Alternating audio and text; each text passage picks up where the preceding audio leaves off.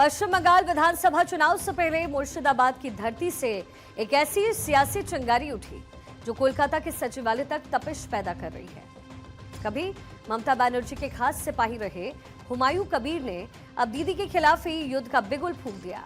असदुद्दीन ओवैसी की एआईएमआईएम के साथ गठबंधन और 154 उम्मीदवारों की सूची ने क्लियर कर दिया कि इस बार लड़ाई सिर्फ टीएमसी बनाम बीजेपी नहीं बल्कि वोट बैंक की असली दावेदारी की भी है।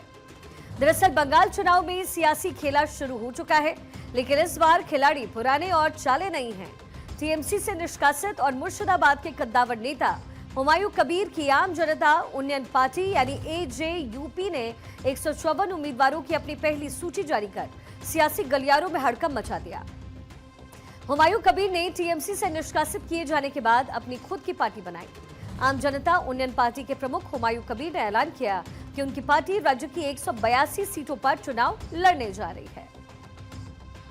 182 में कंटेस्ट करेंगे। मेरा पार्टी मेरा जो गठबंधन में रहेगी सब लेके, तो मीम लगभग 8 सीट में मेरे को सब भागीदारी होके लड़ेगी। मैं 70 रेजीनगर और 74 नौदा दोनों कंटेस्ट करेंगे।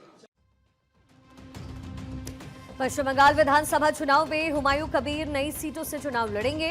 तृणमूल कांग्रेस की लिस्ट जारी होने के बाद हुमायूं कबीर ने 2 सीटों से लड़ने का फैसला किया। हुमायूं कबीर ने मुर्शिदाबाद जिले में 2 नई सीटों का चुनाव किया है, रेजीनगर और नौदा। लेकिन सबसे चौंकाने वाला नाम है पूनम बेगम का। एजेयूपी ने पूनम बेगम को भवानीपुर सीट से उतारा, यानी वो सीट जहां मुकाबला सीधा मुख्यमंत्री ममता बनर्जी और शुवेंदु अधिकारी जैसे दिग्गजों से होगा। वहीं बहरामपुर की हाई प्रोफाइल सीट से आसिफ इकबाल को मैदान में उतारा गया। बीजेपी के शुवेंदु अधिकारी भी 2 सीटों से चुनाव लड़ रहे हैं। ये नंदीग्राम के साथ ममता बनर्जी के सामने भवानीपुर सीट पर उतरेंगे। ममता बनर्जी और शुवेंदु अधिकारी की टक्कर के चलते भवानीपुर सीट बिल्कुल हॉट हो चुकी है। हुमायूं कबीर मुर्शिदाबाद जिले में आने वाले भरतपुर विधानसभा सीट से विधायक हैं। इन्होंने इस सीट को छोड़ने का फैसला किया। 2021 के चुनाव में हुमायूं कबीर भरतपुर सीट से 43,083 वोटों से बड़े मार्जिन से जीते। हुमायूं कबीर बेलडांगा में बाबरी मस्जिद बना रहे हैं। एआईएमआईएम प्रमुख असदुद्दीन ओवैसी ने पश्चिम बंगाल में विधानसभा चुनाव हुमायूं कबीर की पार्टी के साथ अलायंस में लड़ने का ऐलान किया है। ओवैसी ने क्या कुछ कहा है, पहले आपको सुनाते हैं।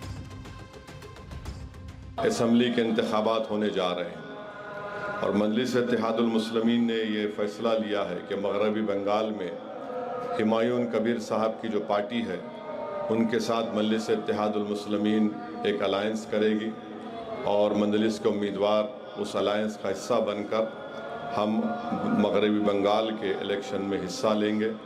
हमारी कोशिश यही है कि मजलिस इत्तेहादुल मुस्लिमीन को मजबूत किया जाए, हमारी आवाज़ को मजबूत किया जाए, हमारे नुमाइंदे मुल्क के कोने कोने में कामयाब होकर बेबाक तरीक़े से ऐवान असेंबली में गरीब और मजलूम आवाम की आवाज़ को उठाए। इधर तृणमूल कांग्रेस के खेमे में हलचल भी तेज है। टीएमसी से वोट कटवा राजनीति कह रही है, जिसका फायदा सीधे तौर पर बीजेपी को मिल सकता है। रणनीतिकारों का मानना है कि अगर मुस्लिम वोटों का बिखराव होता है तो मालदा, मुर्शिदाबाद और उत्तर दिनाजपुर जैसे जिलों में समीकरण पूरी तरीके से पलट सकते हैं। Asauddin Owaisi's outfit is actually helping BJP, but it will have no impact. Humayun कोई फर्क नहीं पड़ेगा। हुमायूं कबीर का भी कुछ नहीं है, एआईएमआईएम का कुछ नहीं है। 0 + 0 will be equal to 0। वहीं बंगाल का जो चुनाव है अब त्रिकोणीय से भी ज्यादा पेचीदा हो गया है। एक तरफ ममता बनर्जी का अस्तित्व बचाने की जंग, दूसरी तरफ बीजेपी का सत्ता पाने का सपना और अब बीच में ओवैसी हुमायूं की ये तीसरी ताकत जो किंग मेकर बनने की जुगत में है। क्या हुमायूं कबीर अपने पुराने गढ़ में ममता को मात दे पाएंगे? क्या ममता का सबसे मजबूत किला ढहने वाला है? जिस 30% मुस्लिम आबादी के दम पर तृणमूल कांग्रेस सत्ता के शिखर तक पहुंचती रही है, अब उसी वोट बैंक में बंटवारे का डर सताने लगा। 294 सीटों वाली विधानसभा में तकरीबन 114 सीटें ऐसी हैं जहां मुस्लिम वोटर्स हार और जीत का फैसला करते हैं। अब तक ये वोट बैंक एक तरफा ममता बनर्जी के साथ रहा।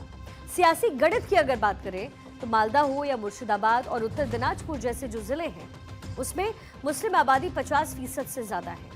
यहां पर अगर ओवैसी हुमायूं गठबंधन सिर्फ 5 से 10% वोट भी काटता है तो टीएमसी के लिए बहुमत का आंकड़ा जुटाना मुश्किल हो सकता है।